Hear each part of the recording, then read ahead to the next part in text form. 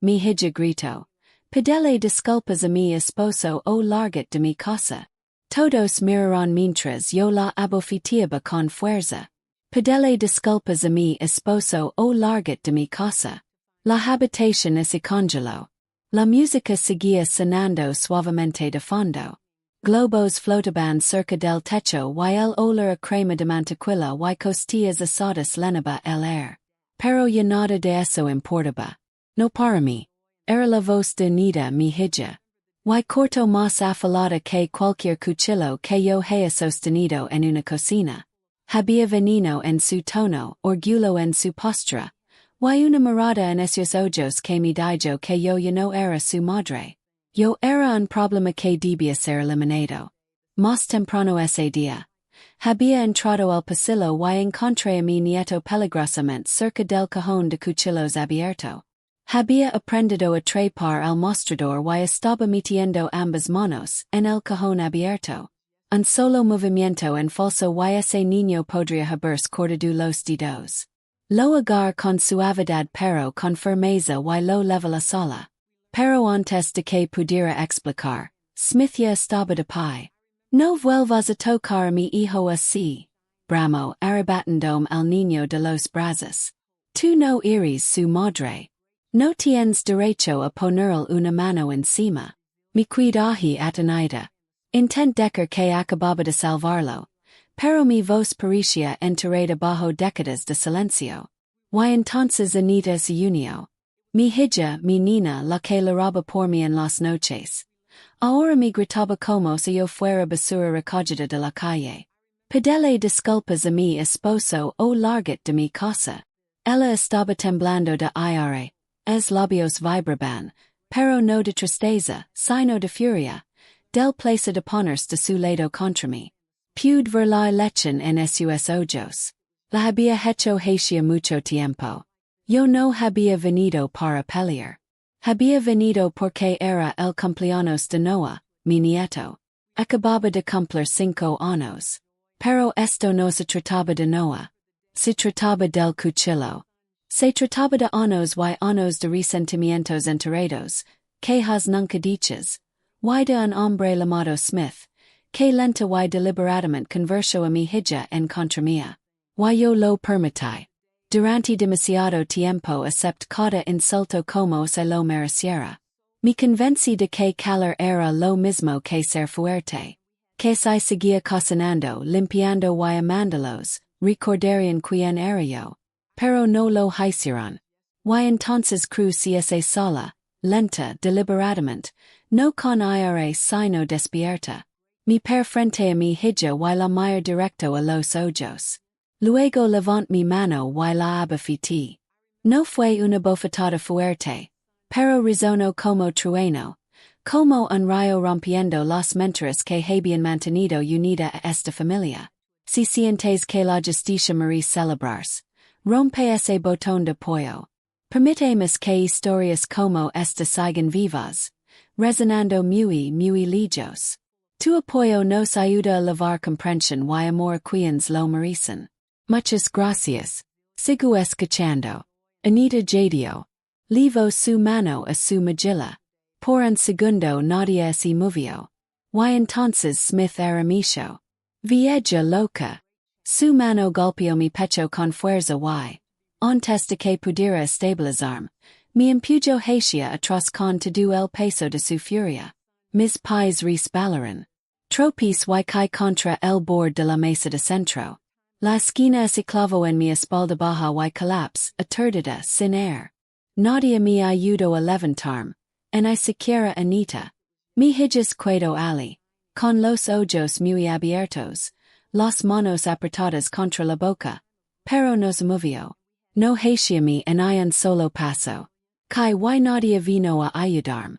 Ni siquiera mi hija. Por un momento sixa Noah. Su carita asomándose detrás del sofá. Sus ojos llenos de confusión y miedo. Me levanté lentamente.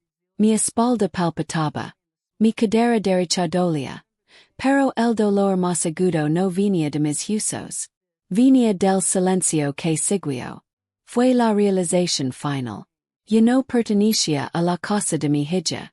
Había dejado de pertenecer hacía mucho tiempo. Yo simplemente me negaba a verlo. No volvía a mirar a Smith. No lo necesitaba. Él me había mostrado quién era muchas veces. Yo lo había ignorado por Anita. Pero Anita. Mi Anita. La niña a quien trens el cabello, a quien conté nanas, con quien me quedé despierta durante his fibers. Ella me vio caer el suelo y no hizo nada. Busque mi bolso, que había sido pateado bajo una silla. Mi pies de pie lenta pero firme. Mira alrededor de la habitación. Nadie encontró mis ojos. Entonces dije las únicas palabras que se sienten verdaderas. Recordarás este día más que su cumpleaños. Y me di la vuelta y salí de la casa. Fuera de las mentiras.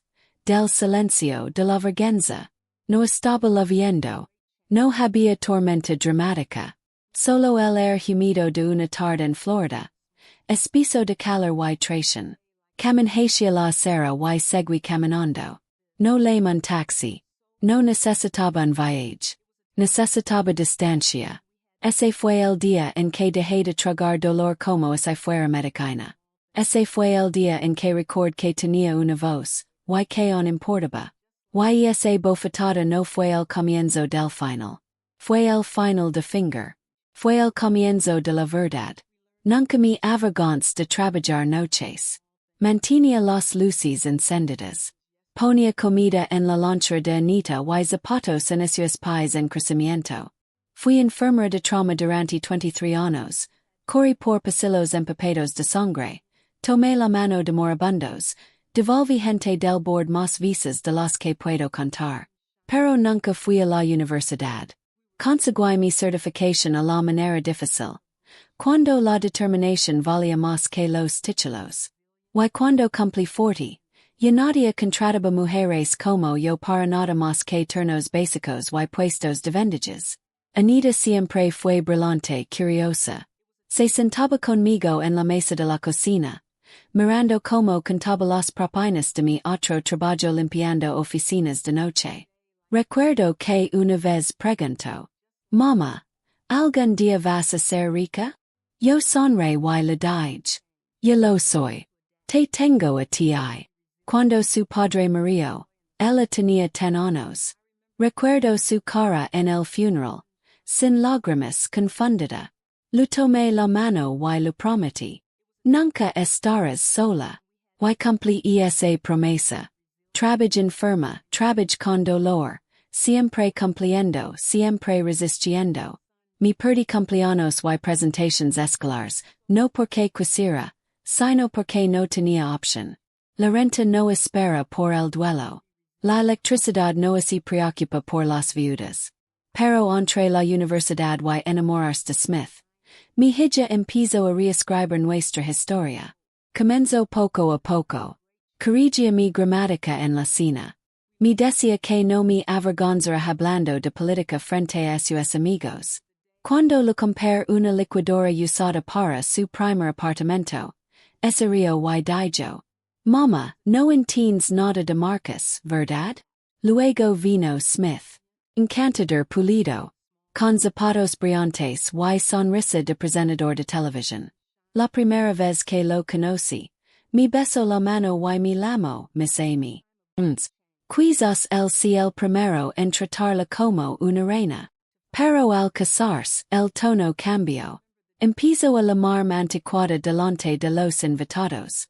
Una vez, durante una cena, bromeó diciendo que yo todavía escribía checks como si fuera 1975. Todos rieron, incluso Anita. Lo dejé pasar. Un domingo lo escuché en el teléfono. Estaba en la cocina. No sabía que yo estaba despierta. Su mamá es dulce. Pero es inútil con cualquier cosa moderna. Hablar con ella es como entrar una máquina del tiempo. Se nota que viene de la nada. Dio un golpe como una bofetada. Después de eso mantuve distancia.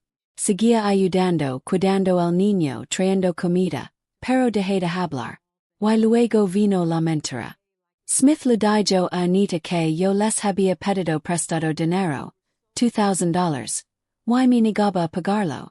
Yo jamás había pedido un centavo. Había lavado comida, había arreglado su fregadero. Incluso pagué una factura de electricidad una vez cuando Anita me confesó en silencio que estaban atrasados, pero jamás tomé dinero. Anita me confrontó con una libreta en mano. Mama, tienes que dejar de finger. Smith me mostró la transferencia. ¿Por qué harías eso y no nos lo dirías? Yo no sabía Anita que hablaba. Smith estaba detrás de ella, con los brazos cruzados, un muro silencioso de seguridad. Dije. Yo no pedí nada. Él dijo. Entonces tal vez solo lo olvidaste. Y ali lo six. El cambio en la cara de Anita. Quería creerme, pero lo creía más a él. Esa noche, sentada en el cuarto de invitados, tratando de no llorar, mira alrededor. La cama sencilla. El mueble viejo. La luz nocturna que yo misma instalé para Noah. Ese cuarto se había convertido en mi hogar dentro de su casa. Pero yo ya no era familia. Era una presencia tolerada, un problema tolerado. Y luego lo del teléfono. Noah corrió hacia mí con su tablet pequeña. Me pidió que tomara una foto de su torre de Lego. Salt el teléfono torpment. Esos aparatos son respaldizos y mis manos ya no agarran como antes. El teléfono se me resbaló y se estrelló contra el azulejo. Se noche, Smith estaba furioso. Y es peligrosa. Y se lo hubiera tirado encima. Y se hubiera roto en su cara. Anita añadió. Mama, te estás volviendo olvidadiza. Tal vez necesitamos poner límites por la seguridad de los niños. Me hicieron firmar un documento, un acuerdo literal, diciendo que no sostendría a ninguno de los niños sin supervisión de un adulto. Lo firmé porque para entonces ya había perdido la guerra. Solo que aún no había abandonado el campo de batalla. Comenzaron a referirse a mí en tercera persona cuando yo estaba en la habitación. Ella duerme abajo esta noche. Ella no entiende bien cómo usar el lavaplatos. Una vez en un brunch intent hablar de algo. Había leído un artículo sobre la salud mental de las nuevas madres. Smith me interrumpió con una carcajada. ¡Qué tierno! Lo encontraste en Facebook, Amy? Incluso Anita se rió. Me mordí el interior de la mejilla hasta saborear sangre. Me dije que era solo esters. Padres primerizos, vidas ocupadas. Pero la verdad era que yo me había convertido en una reliquia. Una pieza de mobiliario de la que se avergonzaban de mover. Pero demasiado culpables para tirar. Y lo peor es que on los quería. Incluso después de las mentiras, las burlas, las deudas falsas, yo cocinaba. Doblaba la ropa. Tomaba la mano de Noah cuando tenía una pesadilla. Rezaba todas las noches para que mi hija recordara quien había sido yo. Quien seguía siendo. Pero la oración no funciona cuando la persona por la que rezas ya te ha reemplazado. Esa fue la verdadera traición. No que se burlaran de mí, sino que ya no me vean. Yo era invisible hasta el día en que la abafité. Y aun entonces creo que solo vio la ofensa. No los años detrás de ella. No a la madre detrás de ella. Solo el sonido, solo la mano. Pero yo recordaba todo. Cuando Anita da luz a Noah tu meses antes y con apenas 5 libras. Lo dejé todo. Dejé el trabajo en la pequeña clínica a la que recién me había unido. Le dije a mi supervisora que no volvería por un tiempo. Mi hija me necesita, dije y eso fue todo. Anita me pidió cuidarme por unas semanas. Solo hasta que aprendiera a manjarse. Pero esas semanas se convirtieron en meses y luego en años. 8 años para ser exacta. 8 años viviendo en el cuarto del sótano de su casa. Era frío en invierno, húmedo en verano. Y la pequeña ventana sobre mi cama solo mostraba cest y la parte inferior de una cerca. Pero no me quij. Me dije que tenía suerte de estar cerca de mi nieto. De verlo crecer. Eso era suficiente. Al principio Anita parecía agradecida. Smith era educado incluso deferente, frente a los invitados. Decía: somos muy afortunados de tener a Amy aquí. Es una salvavidas. Pero con el tiempo el tono cambió. Smith se volvió más cortante, más frío. Los agradecimientos se convirtieron en expectativas y luego en exigencias. Mejor quédate ahí abajo permanentemente, murmuró una vez cuando intentó subir una canasta de ropa doblada. Ya tenemos rutinas. Aprendí rápido que no podía usar la lavadora principal sin pedir permiso. Mi detergente era demasiado fragante aparentemente. Comencé a lavar mi ropa a mano en el lavabo del sótano, secándola junto al ventilador. La cena era una lotería. A veces me invitaban a comer con ellos. A veces me daban un plato de sobras después de haber terminado. Nunca sabía qué versión de Smith o Anita encontraría esa noche. Así que comía sola en silencio en el pequeño escritorio junto a mi cama. Una tarde, Smith bajó al sótano con un sobre nuevo y brillante. Oye, Amy, dijo con esa sonrisa de vendedor. Te agregué como usuaria autorizada de nuestra tarjeta de crédito. Así puedes comprar cosas para la casa sin molestar a Anita. Pañales, toaletas, lo que sí. Más fácil. Dude. No necesito una tarjeta, Smith. ¿On puedo usar efectivo? No está bien. Así no estás siempre pidiendo recibos y reembolsos. Hace la vida más fácil. Debí haber dicho que no, pero estaba cansada. Acababa de limpiar el vómito de Noah después de una gripe y mis rodillas estaban hinchadas. Así que asentí. Me entregó el sobre. Solo no te vuelvas loca, dijo ganando un ojo. Eran semanas. Use la tarjeta con moderación. Algunas compras, unas emergencias de fórmula, un humidificador para la habitación del bebé. Pero luego las cuentas empezaron a crecer. Un día 6 un estado de cuenta en el mostrador de la cocina. Más de $4,000 en transactions en línea. Casinos, apuestas, aplications deportivas. Mis manos temblaron. Se noche en front a Smith suavemente en el pasillo. Smith, esta tarjeta, estos cargos. Creo que hubo un error. No parpadeo. No hay error. Son míos. Tú usas la tarjeta a mi nombre. Es la tarjeta familiar. No te pongas dramática. No quiero ser responsable de deudas de apuestas. Eres responsable. Tú eres la titular principal de la cuenta. Mi quid halada. Tú firmaste el formulario Amy, anaudio.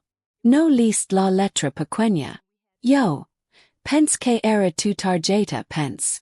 Pensaste mal, escupio. Si intentas disputarlo. Adivina a quien perseguiron. Mi pecho se apretó.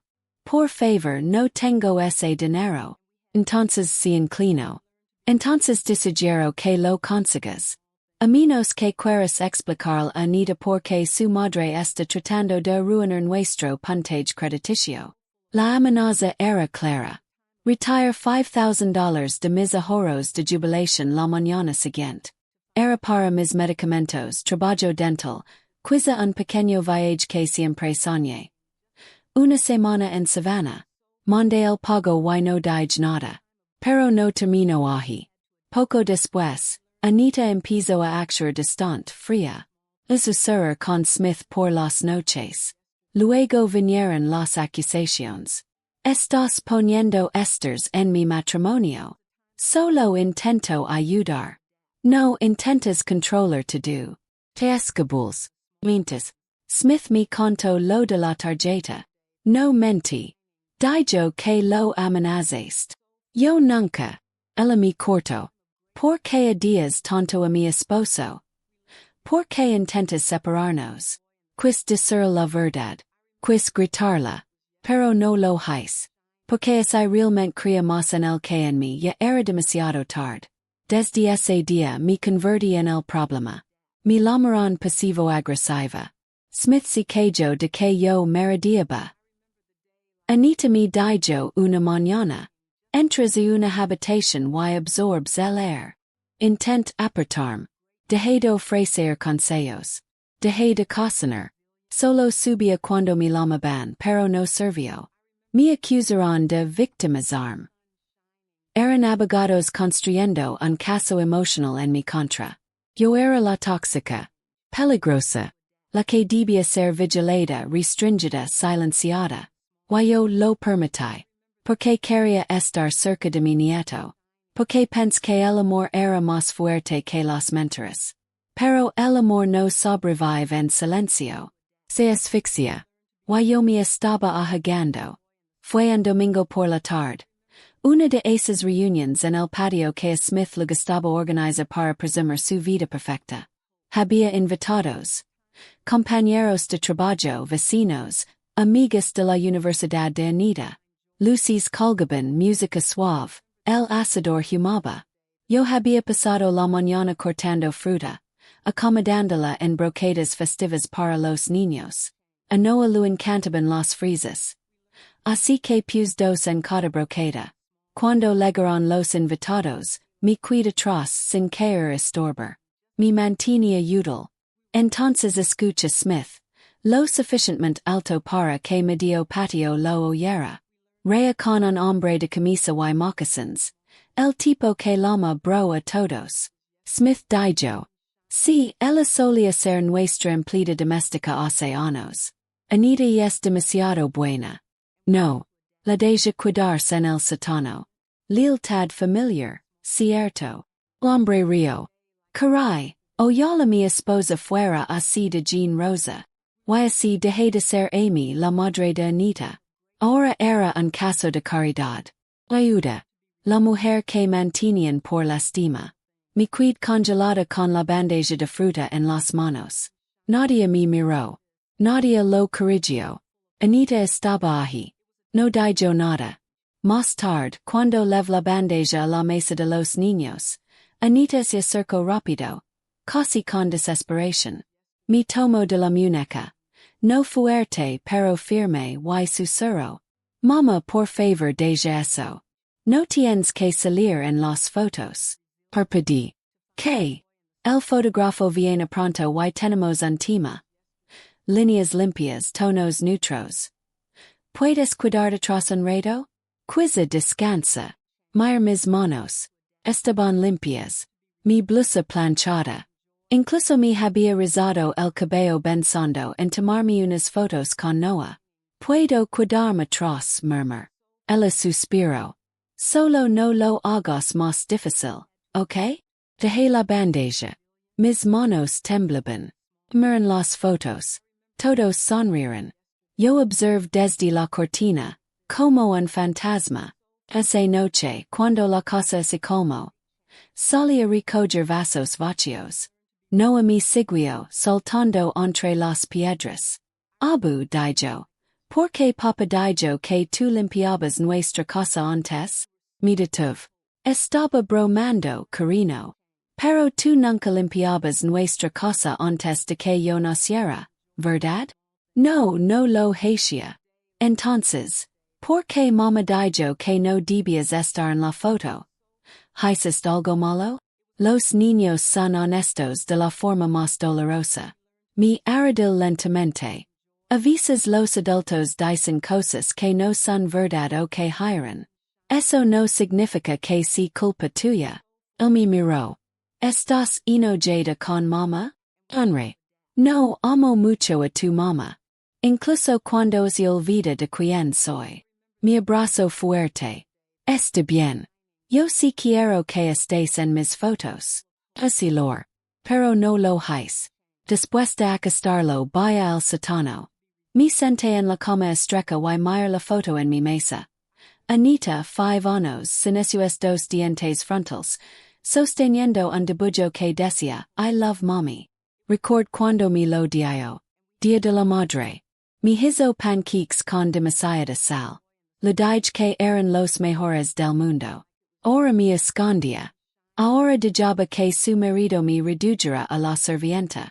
No dije nada. No luché. Me dije que me cuidaba calada por Noah. Pero no. Era miedo. Miedo a ser expulsada. Mido a perder el poco acceso que me cuidaba. Mido a pesar de invisible barada. Y todavía cría ingenuamente, que si era sufficientemente silenciosa, útil, humilde, anita recordaría quien fui. Pero ese día lo six claro. Para ella ya no era una madre. Era una carga. Un martes por la tarde tranquilo estaba arriba de blando ropa cuando lo note. Él estaba en la cocina, sobre una silla riendos. Y en su mano tenía un cuchillo. Uno real. Largo. El que Anita guardaba en el bloque junto a la estufa. Noah, dije con voz aguda. Baja eso ahora mismo. Se giró sobresaltado. La joya tambaleándose en su manita. Corrigia el corazón en la garganta. Luquid el cuchillo con cuidado pero rápido y lo levanta la silla. Lo sostuvo contra mí confundido. No quise sustert su ser. Pero eso no es un juguete. Puede lastimarte. Penas me volví cuando escuch los pasos. Smith entró furioso. ¿Qué diablos estás haciendo? Intent explicar. Él tenía. No toques a mi hijo, gritó acercándose. Yo no. Él tenía un cuchillo. Él me arrancó una de los brazos. Tan bruscamente que el niño gimió. Luego sin aviso me empujó. Mi espalda chocó contra una silla. Que cayó al suelo con estrépito.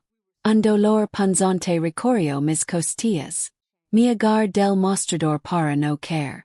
No alaraba ahora de verdad. Smith no me miró. Se lo levo diciendo. No volverás a tocarlo. Minutos después, Anita llegó. Smith corrió a ella. Narró la historia antes de que yo pudiera hablar. Ella lo agarró. Lo gritó en la cara. Pudo haberlo traumatizado. Y me empujó. Yo lo nego. Anita me miró como si yo fuera veneno. No me siento segura contigo aquí, dijo. Cruzas límites. Siempre. Soy su abuela. No eres su madre. Luego dijo las palabras que destruyeron lo que cuidaba. Pide disculpas a mi esposo ahora mismo o sal de mi casa para siempre. No dije nada. Me di vuelta. Vaya las escaleras. No impeque. No suplique. Me fui. Dormí esa noche en un motel cercano. Lor no por el empujón sino porque lo entendí.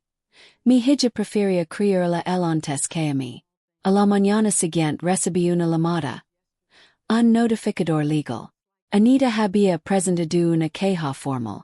Me acusaba de invasión, peligro infantil, violación de límites parentales. Declaró mi estadia en el sótano como habitación no autorizada. Solicito una orden de restricción. Me quid mirando los papeles. Después de todo lo que hice. Ahora era un peligro. Podría haber peleado. Podría haber contratado un abogado. Podría haber expuesto todo. Pero no lo hice. En la amaba. Estuve 2 días en el motel. El tercer día algo así quebró. No mi espíritu. Mi silencio. Abrí mi viejo bolso y saqué un papel. Un número. Tigo. El de Dr. Elias Park. Hace 23 años él vivía gracias a mí. Lo dan un riñón cuando no tenía a nadie más. Nunca lo lame. Hasta ahora. Marco. Amy. Dios mío, dijo. Y me dirán. Están tratando de barrarme, su ser. 2 días después. Estaba en un buffet de abogados con placas doradas y agua en botellas de vidrio. Elias voló desde Nueva York esa noche. Estuve siguiendo tu situación, dijo, colocando una carpeta frente a mí. Dentro había capturas de pantalla, videos, reports. Smith había grabado videos domésticos creyendo que lo favorecían.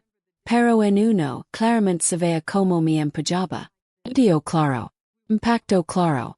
Alguien lo filtró. Y ahora es viralizaba. No espero que el mundo lo importara, dijo Elias. Subestimo cuanto aman las personas a sus madres. El equipo legal presentó una contrademanda en 48 horas. Abuso a persona mayor. Defamation. explotación financiera, desalojo ilegal, negligencia médica, daño emotional intentional, no era venganza, era restauración. En días mi historia se volvió noticia. Abuela abusada expulsada por familia. Ayuda hombre cuyo riñón la salvó hace años. Entrevistas. Comentarios. Ella salvó a un niño y la impugnaron. Esa mujer es la madre de alguien. Esto no es triste. Es repugnant. Justicia para Amy. En el plazo de una semana, Smith fue despedido de su firma financiera. Su licencia fue suspendida bajo una investigación ética. Y Anita, mi hija, en la escuela donde trabajaba como consejera, fue puesta discretamente en licencia administrativa. Luego intervinieron los comités de padres. Los correos empezaron a circular. Una madre que faltaba el respeto a la suya no debía guiar a los hijos de los demás. Fue removida de la junta. Su nombre dejó de aparecer en los boletines. Emitió un comunicado vago, pulido, sin rastro de disculpa, pero el daño ya estaba hecho. Mientras tanto, el equipo de Elias descubrió estados bancarios que mostraban cómo Smith había acumulado miles en cargos de apuestas a mi nombre. Aún más incriminante, había mensajes donde se jactaba ante un amigo. La vieja no dirá una palabra. Tiene miedo de perder su cama en el sótano. Eso fue presentado como prueba. El juez revisó todo. Mi orden de restricción fue retirada. Su denuncia desestimada con prejuicio. Y entonces legó la sentencia. Se les ordenó pagar restitución no solo por los cargos fraudulentos, sino por daños emocionales, reputacionales y físicos, una suma de 6 cifras. Elias ofreció igualar cada $1 que ellos pagaran para donarlo a un fondo en mi nombre. En su lugar, pedí una separación legal completa de cualquier vínculo financiero con ellos dos. No quería formar parte de su ruina. Quería mi nombre fuera de su hipoteca, de su seguro, de sus declaraciones de impuestos. Quería existir de nuevo en mis propios términos. El tribunal estuvo de acuerdo. Salí del juzgado no victoriosa, no triunfante sino libre. Lo vi ligeramente ese día. Elias me ofreció un paraguas. Dejé que la lluvia cayera sobre mi rostro. Que lavara lo último de sus sombras. Y en ese momento record lo que mi madre me dijo cuando era muy joven. La verdad nunca se apresura, pero siempre liga. Y finalmente había legado. Un año después, estaba frente a un edificio modesto pero hermoso en el centro de Orlando. El cartel extendido sobre la puerta, con letras azules suaves, decía: La habitación de la que me aqueste. Había gente reunida en la acera. Algunos eran reporteros. Otros vecinos. Unos pocos desconocidos que habían leído mi historia en línea y dicen que les recordaba a sus propias madres. Y había algunas mujeres mayores silenciosas dignas, que me habían escrito meses antes para decir: Yo también. El centro era real. Financiado en parte por la restitución que recibí y duplicada $1 por el Dr. Elias Park. Pero no era solo un edificio. Era un lugar para mujeres como yo, madres descartadas, abuelas ignoradas, cuidadoras silenciosas que habían sido usadas, manipuladas o olvidadas por las mismas familias a quienes alguna vez dieron todo. Dentro ofrecíamos ayuda legal, consejería, salas tranquilas y sobre todo dignidad. Dignidad que demasiadas habían tenido que dejar atrás. En el corte de cinta, alguien me entregó las tijeras ceremoniales. Las sostuve un momento, pensando en el cuchillo que Noah una vez sostuvo con su pequeña mano, el que lo quitó, el que cambió todo. Corté la cinta. Los aplausos fueron suaves, respetuosos. Nadie celebró demasiado fuerte. No estábamos allí para celebrar el dolor. Estábamos allí para asegurarnos de que no quedara sin respuesta. Una periodista preguntó: ¿Por qué ese nombre? ¿Por qué la habitación de la que me aqueste? Honre. Porque nunca fue solo una habitación. Era mi presencia, mi valor, mi amor. Creer en que podían dejarlo como si fuera basura. Pero no puedes desecar lo que construyó las paredes a tu alrededor. Unos minutos después, no ocurrió hacia mí desde un costado del escenario. Había crecido. Su cabello estaba más largo. Su mochila rebotaba mientras me abrazaba. Abuela, susurró. Por favor no te vayas otra vez. ¿Dónde tú estás? Ahí es mi hogar. Ves la parte superior de su cabeza, tratando de contener las lágrimas. No me voy a ninguna parte, cariño. Nunca más. Él sonrió y tomó mi mano. Caminamos juntos hacia el interior del edificio, pasando por el vestíbulo donde colgaban retratos de mujeres mayores. No famosas, no pasando, solo reels fuertes. No sixa anita hasta que la multitud ya se había dispersado. Estaba afuera, justo más allá de la puerta principal. Su maquillaje estaba corrido. Sus hombres temblaban. La ropa, no con lágrimas bonitas dignas de televisión, sino con los crudos, los que quiebran la voz y enrojecen la nariz. No se parecía a la mujer que una vez me gritó que me fuera. Se parecía a la niña a la que solía cantar para dormir. Dio un paso adelante. Mamá, susurró con las manos temblando. Por favor. No vayan a hacer un escándalo. Solo quiero hablar. No dije nada. Ella lo intentó de nuevo. Lo he perdido todo. A casa el trabajo. Miss se fue. No me importa eso. Me importas tú. Lo que te hice. Respiro hondo. Estaba equivocada. Dejé que él me envenenara. Me dejé convertir en alguien que no reconoce. Pense que estaba protegiendo a mi familia. Pero lo único que hice fue destruirla. Su voz se quebró. No espero que me perdones. Solo quería decirlo. Lo siento, mamá. Lo siento muchísimo. Detrás de mí, la joven recepcionista estaba junto al escritorio, mirando en nuestra dirección. Le di una leve señal. Ella caminó hacia la puerta. La abrió apenas y dijo, con suavidad pero con firmeza. Lo siento, pero este centro es solo para mujeres que no han acado a sus madres. Cerró la puerta. Anita se quedó allí un largo rato. No gritó. No suplicó. Solo lloró en silencio en los escalones del lugar al que no podía entrar. Volví con Noah, que no había visto nada de eso. Estaba dibujando en una de las mesas de manualidades. Una casa, una mujer de cabello gris y las palabras, yo plus casa de la abuela. Me senté a su lado. Él levantó la mirada. ¿Podemos ir por helado después? Honre. Claro que sí. En ese momento no sentí rencor, en venganza, solo paz. Algunas puertas deben permanecer cerradas, especialmente aquellas por las que nos obligaron a salir con la cabeza baja.